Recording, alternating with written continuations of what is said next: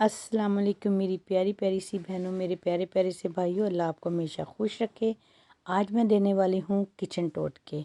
बहुत फ़ायदा होगा आपको। आपने करना क्या है, नंबर 1 पे है टमाटरों को ताज़ा रखने के लिए, क्योंकि टमाटर ले आते हैं तो जल्दी गल जाते हैं। उसको बचाने के लिए उसके सरों पर मोम लगा दें और टमाटर कई दिन तक ताज़ा रहेंगे। पानी में नमक डाल के इसमें टमाटर डाल दें। टमाटर सख्त और ताज़ा रहते हैं। गूंदे हुए आटे को ख़मीर से बचाने के लिए तेल की हल्की सी तह हर तरफ लगा दें, तो वो ज़रा सी अंदर दाखिल नहीं होंगे तो आपका आटा ख़मीर नहीं होगा। दूध उबलने से बचाने के लिए दूध गर्म करते हुए बाज़ औक़ात उबल जाता है। देचकी में अगर हम थोड़ा सा मक्खन लगा दें तो दूध कभी नहीं उबलेगा।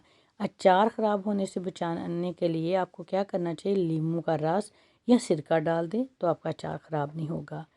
मिर्च काटते हुए अगर आपके हाथों को जलन हो तो फ़ौरन आलू काटें और अपने हाथों पे मल लें, आपकी जलन फ़ौरन तौर पर ख़त्म हो जाएगी।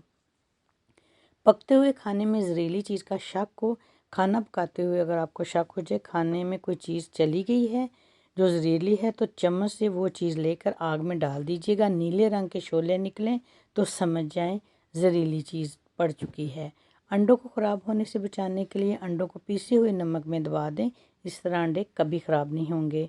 गोश्त जल्दी गलाने के लिए आप छालिया डाल दें, 1 किलो में 1 छालिया काफ़ी है।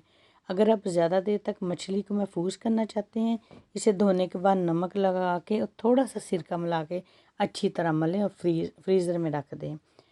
हलवा पूड़ी जब बनाते हैं तो उसको पूड़ियों को बनाने के बाद फ्रिज में रखें और उसके बाद आप इसको तलें। उसमें आपके पूड़ियाँ सख्त खस्ता भी होंगी और तेल भी कम जाएगा।